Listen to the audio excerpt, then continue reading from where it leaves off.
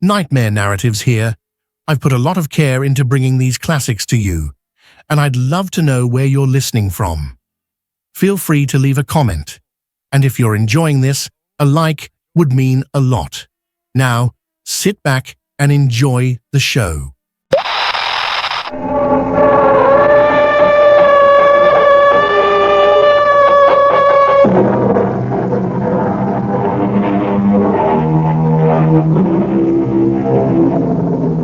Come in. Welcome. I'm E.G. Marshall. Jasper Sheridan is dying.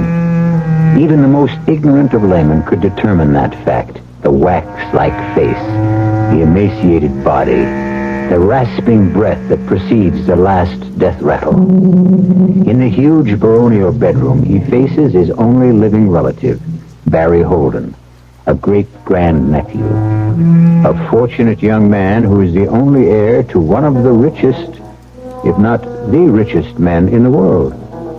Fortunate? Listen. Barry, are we alone? Yes, Uncle. Open the drawer in my bed table. You see the small bottle in it? Yes, sir. You mean the one with the ugly little black bug in it? If you will buy that from me for less than $10, you can be the richest man in the world. Oh, Uncle, you know me. I'm always broke. I can raise, $7.43. Will that be enough? More than enough. Will you buy it from me? If you want me to. Of course.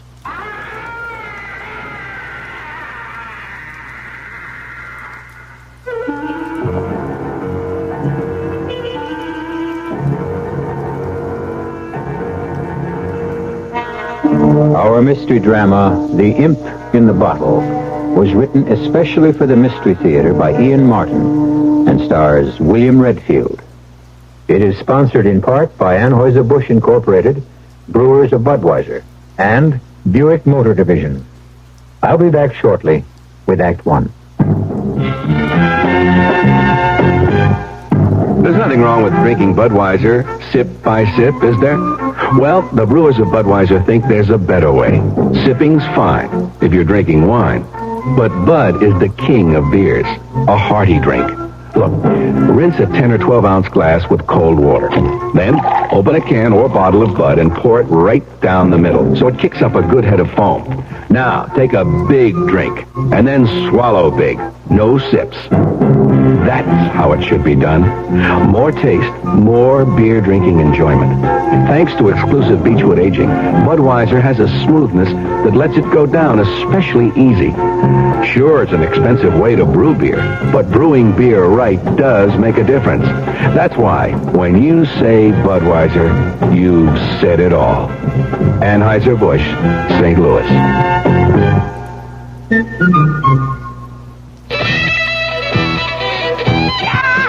Oh, I wish I were an Oscar Mayer wiener.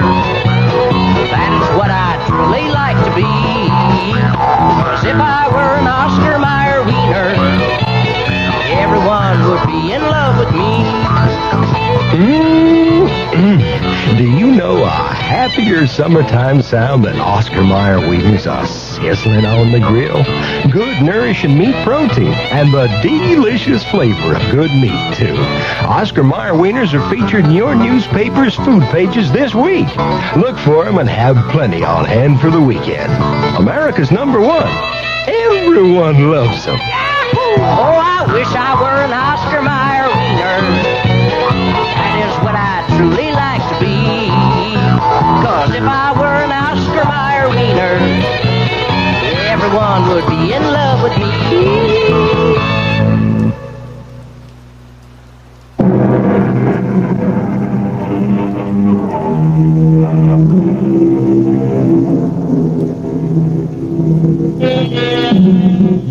When a man is over 90 and you are 24, with your life just beginning, why not humor a dying man's request? But you didn't expect a minor gesture could cause that piercing, shattering, evil scream that shriveled your tolerance to a shivering fear.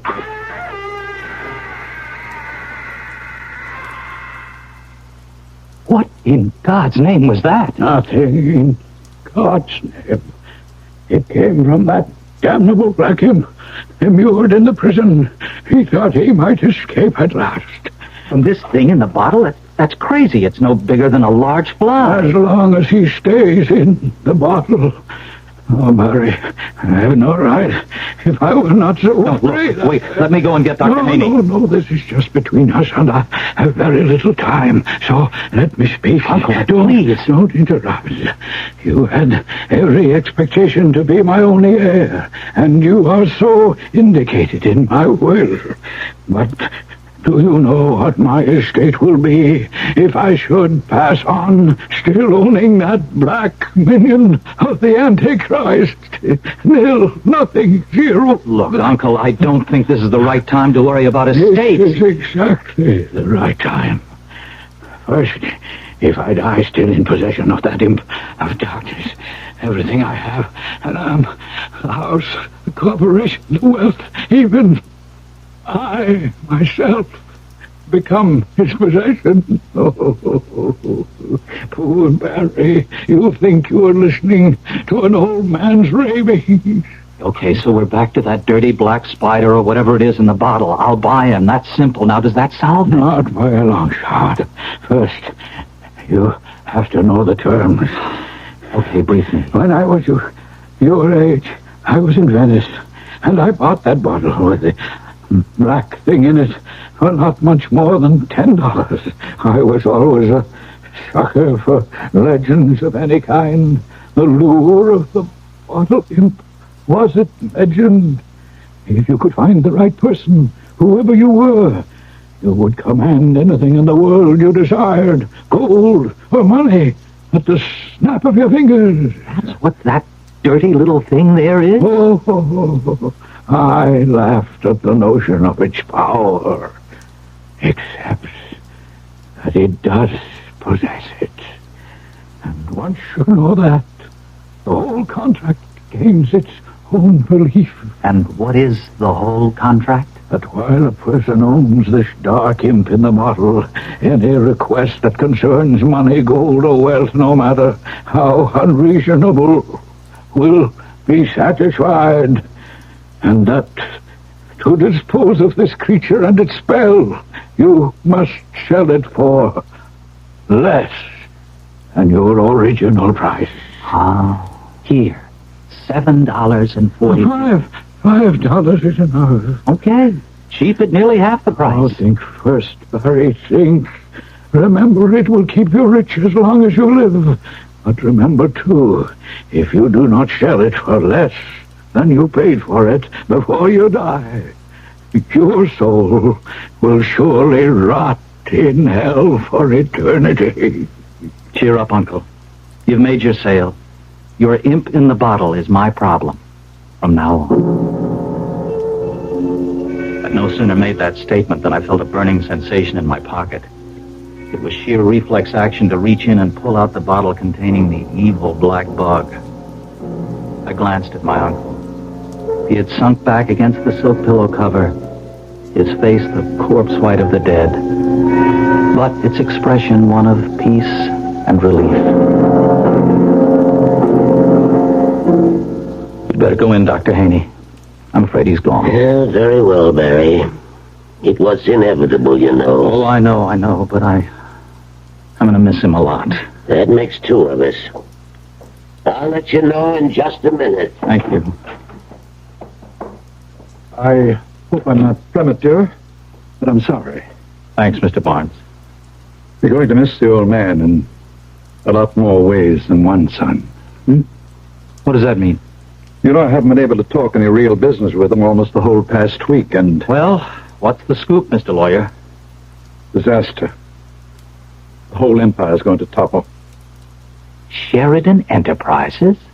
Jasper is mortgaged up to the eye teeth, overextended. He's so deep in debt that if things went under, he couldn't even pay his creditors a penny on the dollar. You're trying to tell me that Jasper is broke?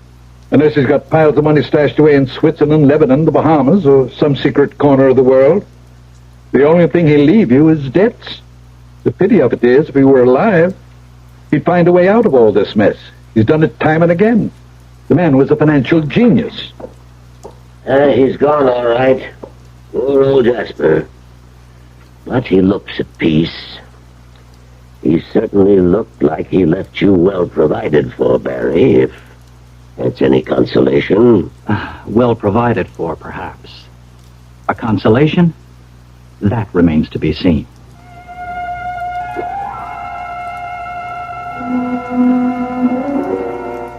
Lawyer Barnes insisted that I dine with him that night to discuss business he said, and for a rather special reason, might lighten the dismal occasion.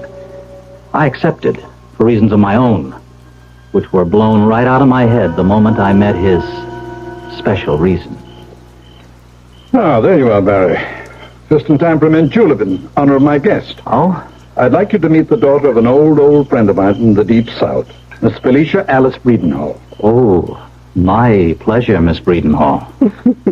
Let me begin with my whole usual little speech. Oh, is it a stem winder or just short and sweet? Now you're putting me on.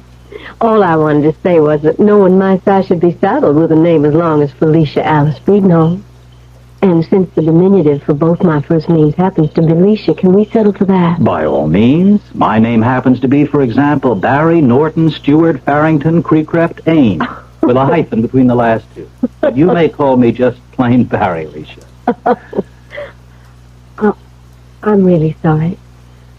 We shouldn't be joking under the circumstances. Oh, it's all right. Jasper would have gotten a kick out of you. He lived his life and didn't miss a thing. How many years, Mr. Barnes? Pretty close to 97. Yeah, and he'd had it, too. He wanted to go. No, don't worry, Alicia. He picked the right moment. Here's your julep. Good stiff one. Yeah. I imagine you can use it, Barry, after a little talk before noon. You and I are going to have to get together tonight, you know. You know it. That's just what the man ordered. Oh, I didn't think you'd be so eager for our talk. Oh, I wasn't even thinking about our talk. I was talking about the drink and the lady who comes along with it. Alicia, even after just one long, cruel swallow, I apologize about the name nonsense. My name is plain old Barry Norton, NMI, as we used to say in the armed services. NMI? No middle initial. Barry's good enough for me anyway. You're going to be staying up north long? Oh, that depends. Oh, that's the dinner bell. If we keep Mrs. Grimes waiting one moment, I might lose her. I have no intention of doing so.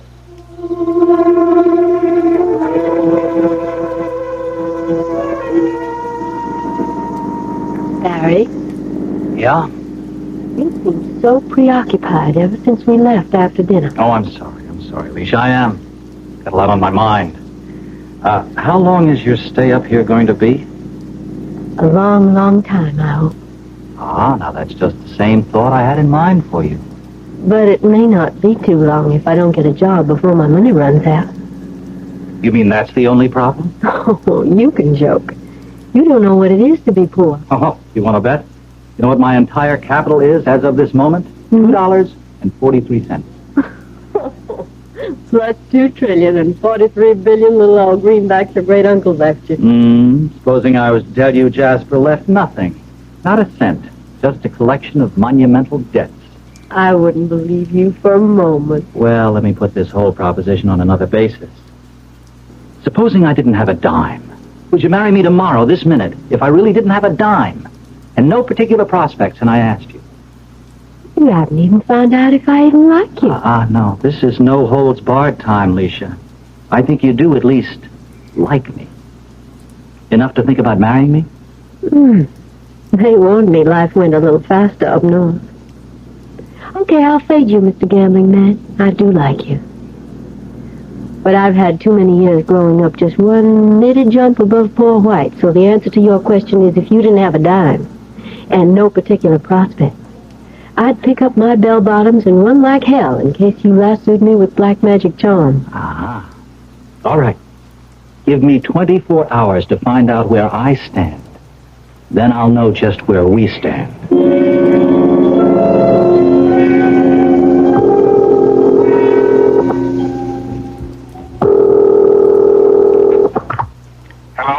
Mr. Barnes, I won't be back tonight. But you promised.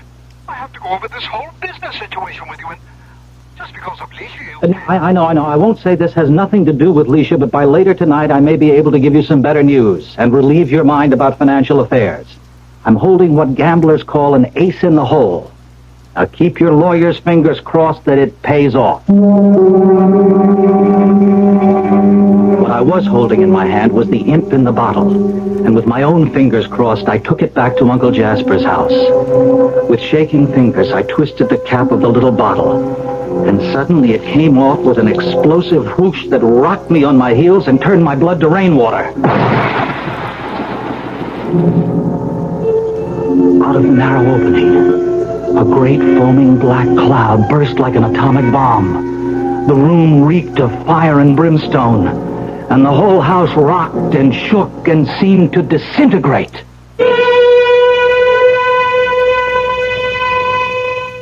There are things seemingly beyond our ken that rush against us every day. Eventually, there is an explanation, simple or complicated. An explanation that suits the limit of our world. But is there another explanation that suits another world? Something so dark and mysterious and mind-boggling that we refuse to accept it? I'll be back shortly with Act 2. Excuse me, sir, but do you know what happens this time of year? Right on, pal. I happen to know that right about now a freak blizzard falls on Dumont, New Jersey, and they're snowed in for the rest of the summer. Happens every year. No. You see, what happens this time of year is that you can get a particularly good deal on what is perhaps the most luxurious mid-sized car on the market, the mid-sized Buick Century Regal. Well, what good's a car when you're hopelessly snowed in? Well, that's a point. Oh, boy, do I have a headache.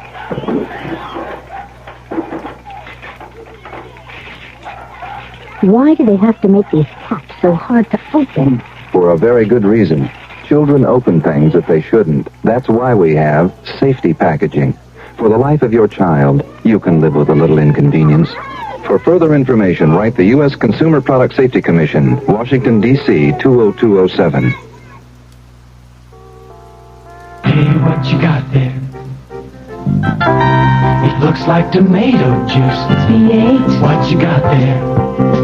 It's V8. Looks like tomato juice. It's V8. Right. Wow. It sure doesn't taste like tomato juice. Mm-hmm. It tastes like V8. Great taste, naturally low in calories. V8 cocktail vegetable juice. V8. The new fall season on KRLD begins Monday, September 9th. Nighttime will be prime time for the new Lou Staples talk show. Lou Staples is well known as a gutsy, informative, and entertaining talk show host. Hear the new Lou Staples talk show nightly, 7 to 9:30. And starting Monday the 9th, KRLD is expanding its already extensive news coverage to keep more of you more informed. Don't miss the new fall season beginning Monday, September 9th on KRLD.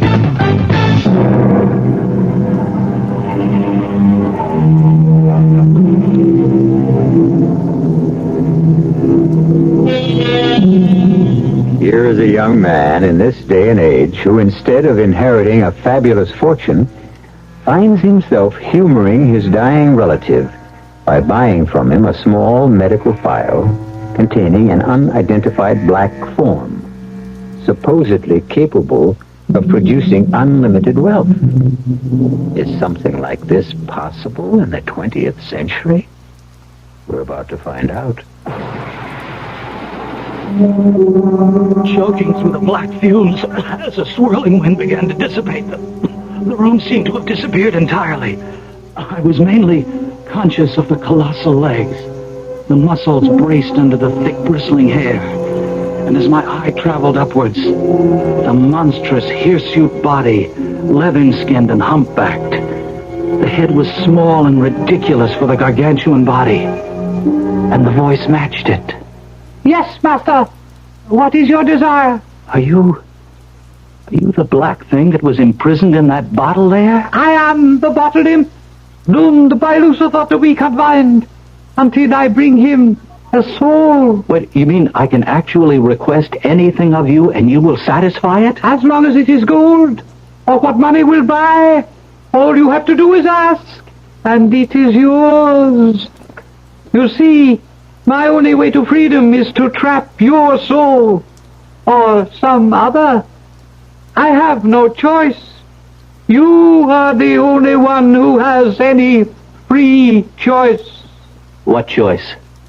Sell me for less than you paid for me, and you go free. And whatever money you've given me, or helped me to gain? You cannot have it both ways, master. That disappears with me. And must I free you from the bottle every time I have a request? No. I have no right to freedom of any kind, and until I deliver a soul. Well then, get back in the bottle.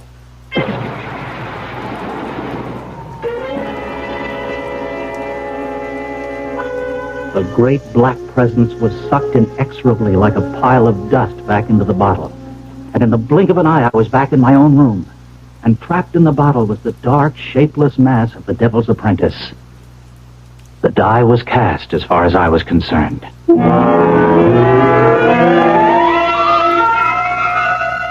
course, I knew I should see my local psychiatrist, but just in case black magic hasn't gone clear out of style. Abracadabra, right on the bed, $250,000 in hundreds and fifties like pow!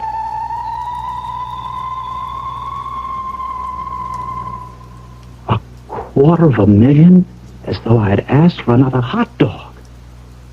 Oh, man, I don't know what I'm getting into. But it sure solves a lot of problems.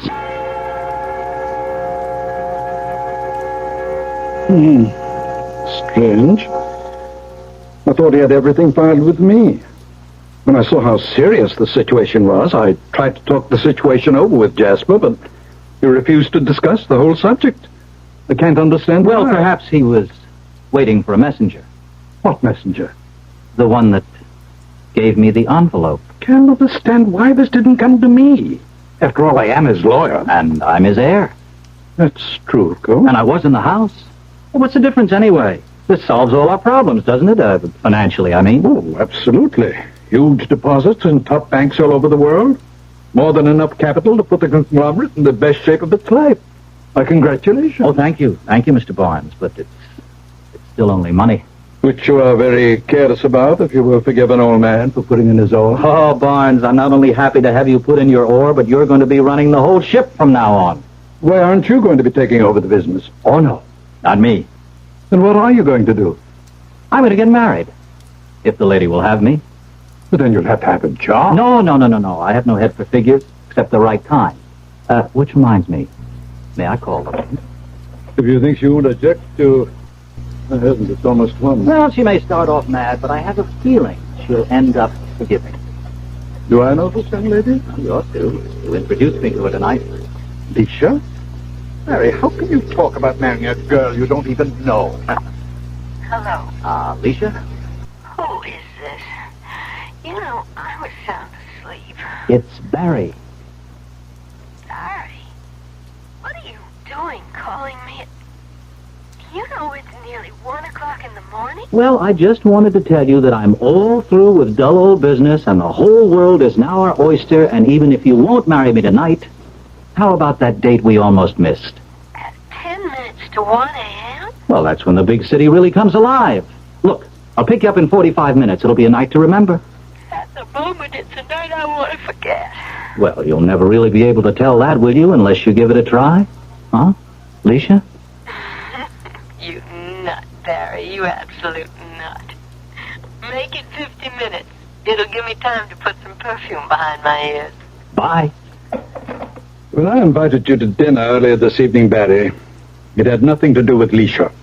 She turned up unexpectedly. As a matter of fact, had I been playing marriage broker, you would have been the last person in some ways Oh, Barnes, relax. The greatest thing you ever did for me in your life was to introduce me to Lisha.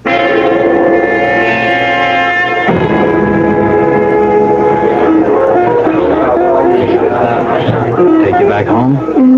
That's good good, solid New Orleans blues, man. Mm-hmm. And the martini? It won't knock me out. But I don't know about another round. What's your stand on walking? Great. As long as I can stand. And I can stand. Don't worry. Good. Up Fifth Avenue to the Plaza Hotel.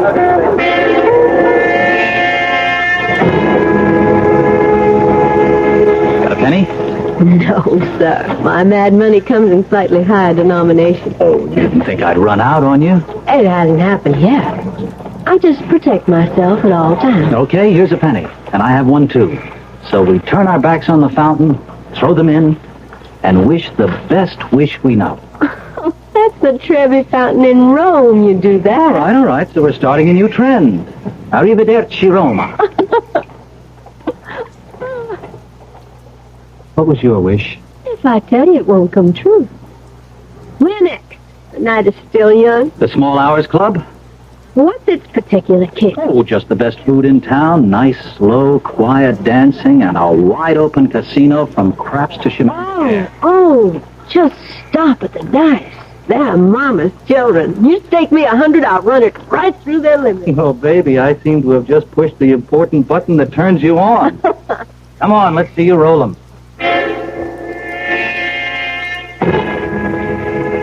The point is 8. 8 is the point. The lady is riding 15,000 a cover. I have 3 from you, sir, 2 from the gentleman next to him. Are there no more takers? Oh, yes, sir, fading 5,000. Thank you, sir. That leaves 5,000 open. And if there is no one else to cover, yes, I have a taker. You cover the open 5. You are faded, madam. Your dice, the point is 8. Oh, come on, baby. We can't run in any more bad luck. This is our time. Come through for Mama, and away you go. 7. You lose. Oh, well, it was my own fault. The whole thing was my own fault from the beginning. See, my whole trouble is that I really don't give a damn about money. I mean, if I've got it, great. But if I don't, I'll get by. So the trouble is, I never recognized the fever in others. I certainly didn't in Leisha anyway. The 15,000 was play money to me, the way I was fixed with my own personal little devil in the bottle. But I should have spotted Leisha as a lady who was hooked on gambling and the money that went with it. Here we were just beginning, and I didn't know it, but we were already on the way to the end.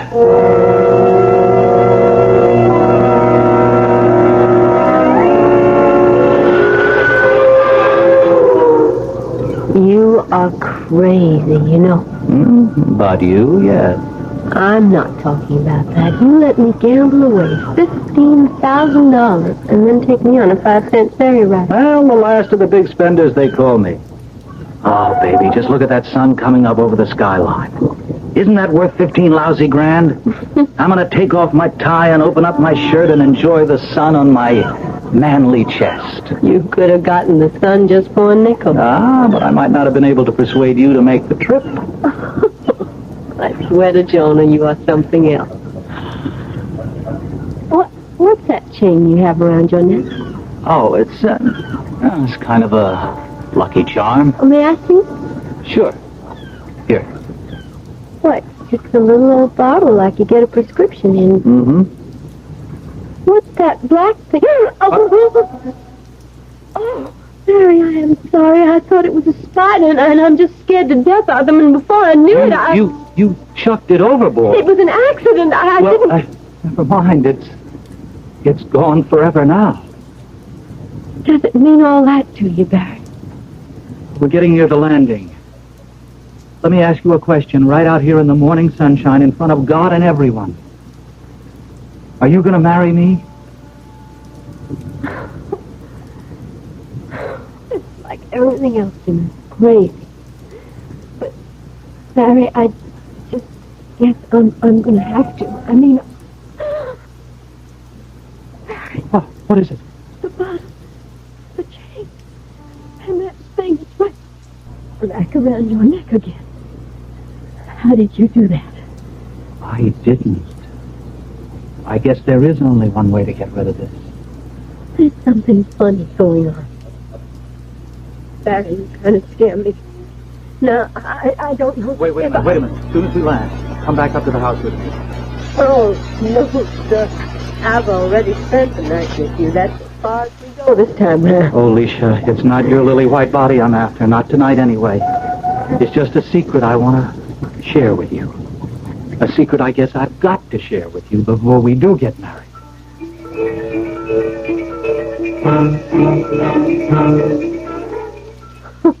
Will you stop pulling my leg and take me home before I fall asleep? No, I want to prove this to you, Alicia. All right. All right, you little bottle imp. In $1,000 bills, give back Miss Breedenhall the money she lost tonight. There. Look in your bag, Alicia.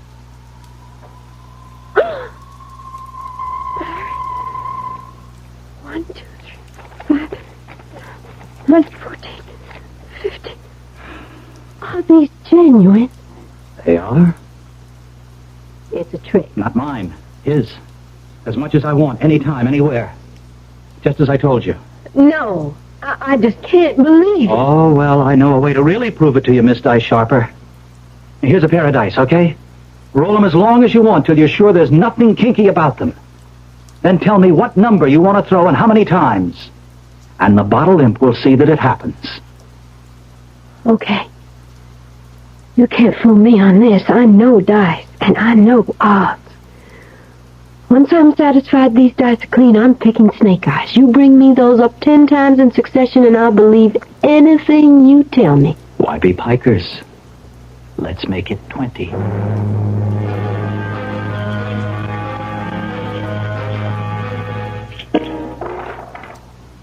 Double eights. 20 times. Mm-hmm. And it's all true. That's right. Now do you marry me? I wouldn't want you to think I was marrying you for your money. Let me take the chance on that.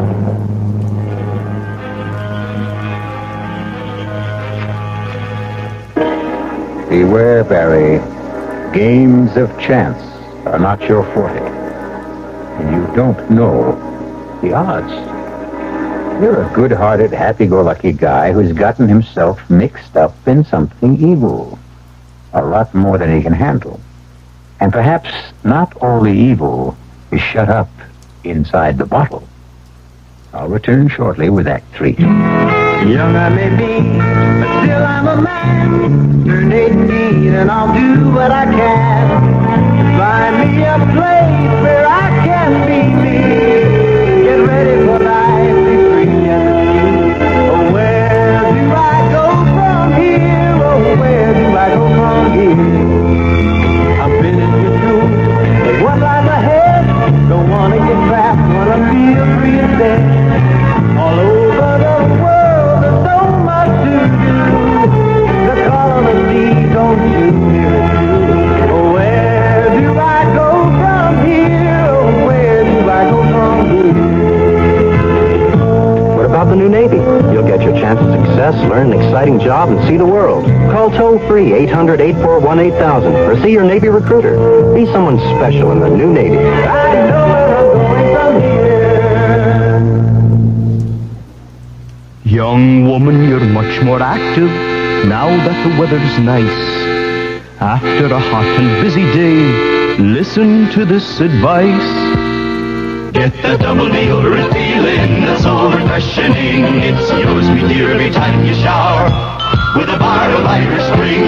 Step out of those sticky summer clothes and into an Irish Spring shower. It refreshes you fast, protects you long. Take the heat off with Irish Spring. Irish Spring.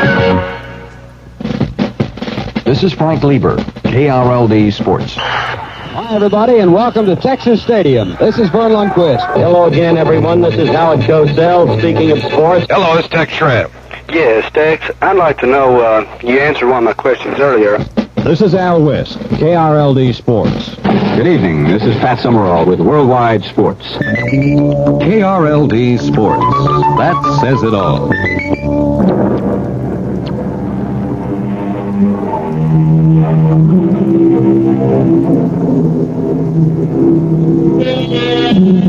Jasper Sheridan's funeral was sumptuous and dignified. In as brief a period as seemed decent, Leisha and Barry were married and started on a worldwide honeymoon that lasted well over 2 years.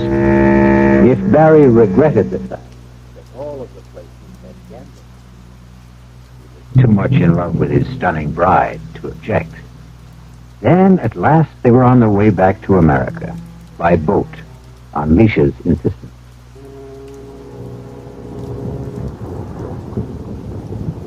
Well, I see you broke the bank again for the second night out. I am not always so lucky, Mr. Starfraffus. Oh, you know my name. I was going to introduce myself. I'm flattered, Mrs. Norton. Of course you're not. No more than I am, but you know mine. We are birds of a feather, eh, you and I? We have more money than we know what to do with. We gamble. We are both members of the international set. The only difference is you own ships, and I own a rich husband. But there is another difference. Oh? At least one. You are a woman. I am a man. I am surprised your husband doesn't make sure to keep you close to him. Particularly on shipboard moonlight nights. Oh, Barry doesn't sail well. He usually sticks to his cabin unless it's clear as glass. Then I shall hope for a rough crossing. Am I to consider that a pass? But most definitely. I'm a married woman, Mr. Starfraffus. Marriage is a state of mind, Mrs. Norton. It is no longer the decision with one's done. May I hope to see you before? How? With my husband. Or without. That can all be arranged later. Here. Here is my unlisted number, if you should ever need me. And of course, I am of your service for the rest of the voyage.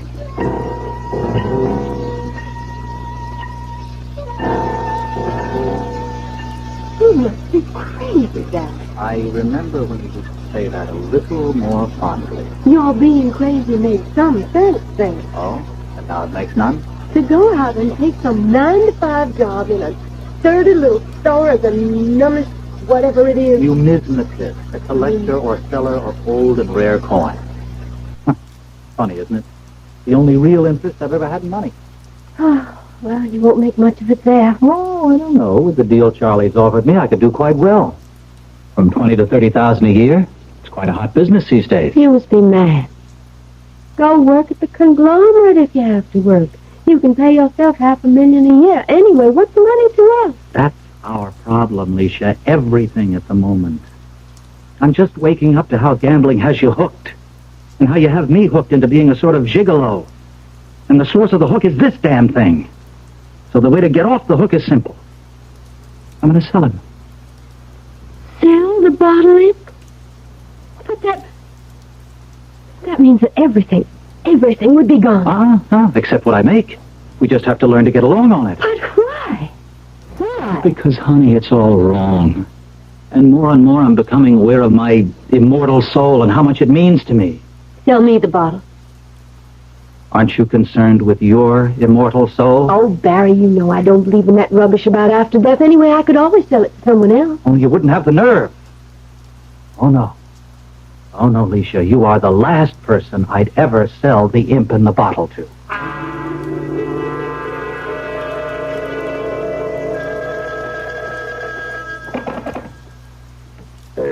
Yes? Val, it's Leisha. What a wonderful surprise. May surprise you even more. Would you like to invite me to dinner? You and... I said me. Consider me surprised even more. Just name the night and where you would like to go. Where? Your house. When? As soon as possible.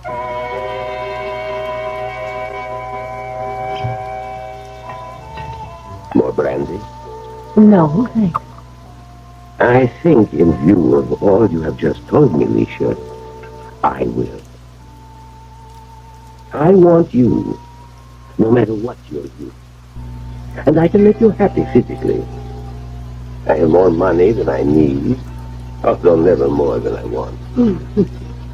I will be happy to make a pre-marriage settlement with you. The one thing is the fly in the ointment, the imp in the bottle. But that's expensive for me. Look, Charlie, whether you believe in it or not, and you can get it for $65. Why should you sell it to me, a stranger? Why not to you? Because he believes whoever buys it sells his soul to the devil. I don't want to talk about that nonsense anymore. What I will discuss is our marriage settlement, your divorce, and your promise to me of faithfulness and a child. If that is agreed, then I promise you I will buy your whatever it is in the bottle tomorrow. Or the first feasible day. Agreed? Agreed.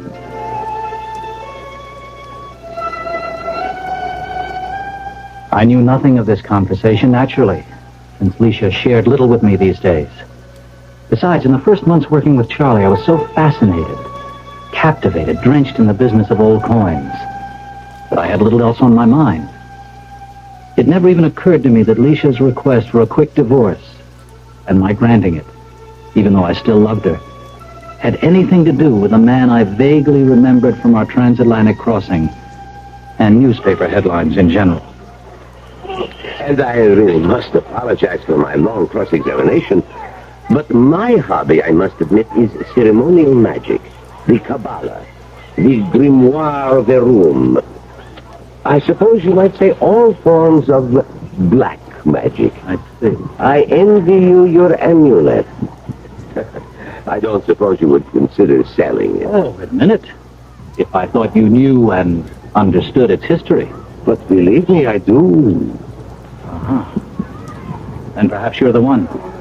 Name your price. What do you tip the beach boy here? 50, 75 cents. You have it in your swim shorts? Yes. Then as long as you know what you're getting into, you have a deal. I'll take 50 cents, and the bottle imp is yours. So I thought foolishly that was the end of it. Of the thing in the bottle, at least.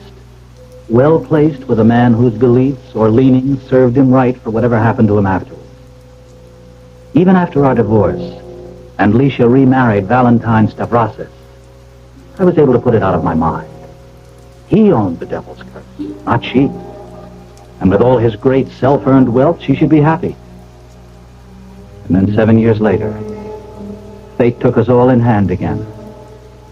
It was hard not to know of Valentine's massive and probably fatal attack. It was headlines in all the papers. Nurse, would you leave us alone, please? Val? Huh? Val, can you hear me? What? What? It's Leisha. Leisha. Leisha. Thank God. Leisha, find someone. Find someone. Find someone for what? I can feel it. I'm going to die. But not with the black imp waiting for me in the bottle. I'm afraid. Got to sell. Got to save me. It's all right, Val. Yeah. I'll buy it. And I promise you to get rid of it. I don't need it anymore. How much? What did you pay for it? Val. 50 cents. Just let me look in my bag. I'll open it and give you less, whatever change I have. Oh. Hurry. It's too late. Oh, God, I haven't any changes. No change. I gave it to the taxi man. Please. Leisha, help me. I can feel the hot, stinking breath. His wings floating about me. Don't let me die. Die forever in torment. Oh, thank God. A little miracle. Here, Val, stuck in the corner of my purse, a penny, a cent. All I have. Oh, no. Now you can wear him about your neck. I'm safe. I'm safe. I can die in peace.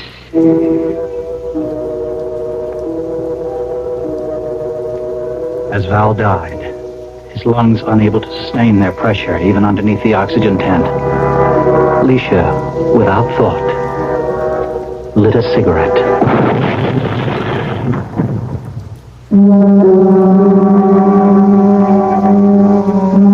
It was a week before I could see her in the hospital.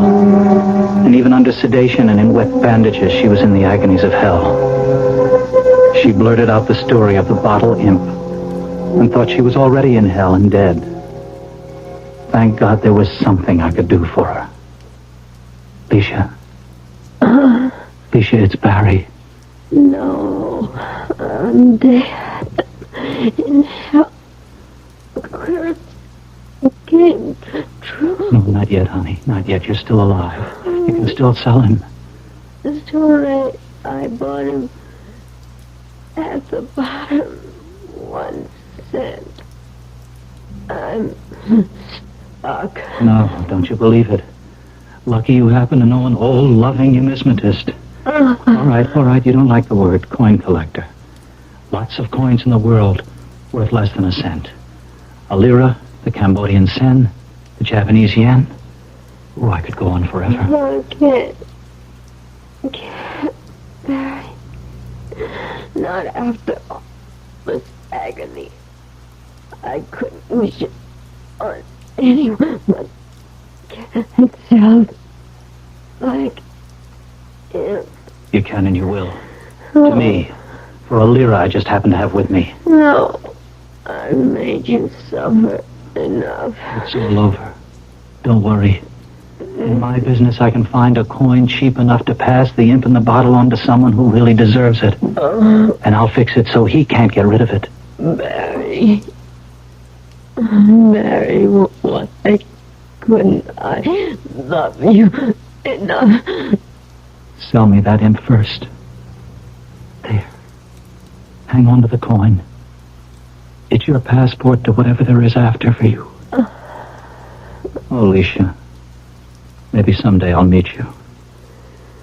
Alicia.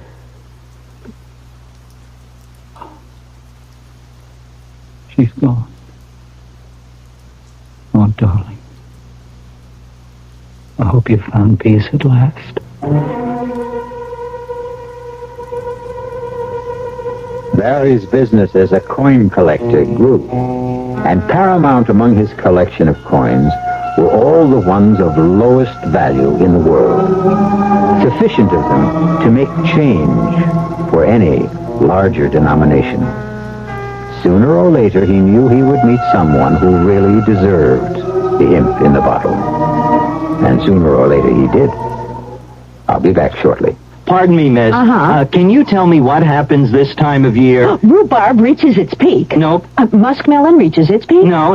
Oh, does it in any way involve something reaching its peak? No, not really. Oh. What happens this time of year is that you can get a really outstanding deal on Buick's small but surprisingly elegant Apollo. And with what's happening to prices, you may never have a better chance to buy a Buick, huh? Hey, I know what happens. Yeah? The buzzards come back to Hinckley Ridge, Ohio. Oh. I hadn't thought of that. It makes good sense to use this in the sun. Don't overdo and get overdone, 'cause the sun can age and can hurt your skin. So cover up or come on in. Constant overexposure to the sun could be harmful. Your American Cancer Society advises moderation or protective clothing or sunscreening lotions. Remember, Cover up or come on in.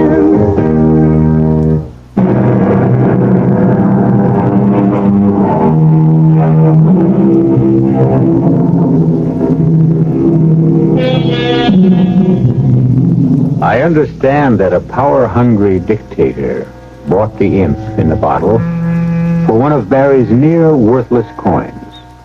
Fortunately, he never was able to use the money he amassed to buy the weaponry with which he planned to conquer a continent. He died rather suddenly of an obscure disease, undiagnosed. But it may have occurred to you that the lower the price of the imp, the sooner the owner seemed to depart this life. Our cast included William Redfield, Joan Loring, Ian Martin, Santos Ortega, and Leon Janney. The entire production was under the direction of Hyman Brown. Now, a preview of our next tale. Jekyll, are you in trouble? Huh? What do you mean, trouble? Well, with this Hyde, does he have something on you? Is he blackmailing you? That's a ridiculous thought. Then what is it? How can you, Dr. Henry Jekyll, one of the most honorable and respected physicians in London, have any association whatever with a terrible person like this Hyde?